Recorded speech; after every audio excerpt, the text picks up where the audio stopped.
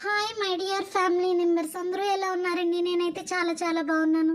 మీరు కూడా బాగుండాలని మనస్ఫూర్తిగా కోరుకుంటున్నాను. ఈరోజు ఏం వండమంటారా అని మా పతి గారి దగ్గరికి వెళ్ళి అడిగితే మా పతి గారు అన్నారు, చారు కాసి ఫ్రై చేయమని చెప్పి వెంటనే చేప తీసుకొచ్చి చేతిలో పెట్టారండి మా పతి గారు. వెళ్ళి పదండి చేప ఫ్రై చేసేద్దాం.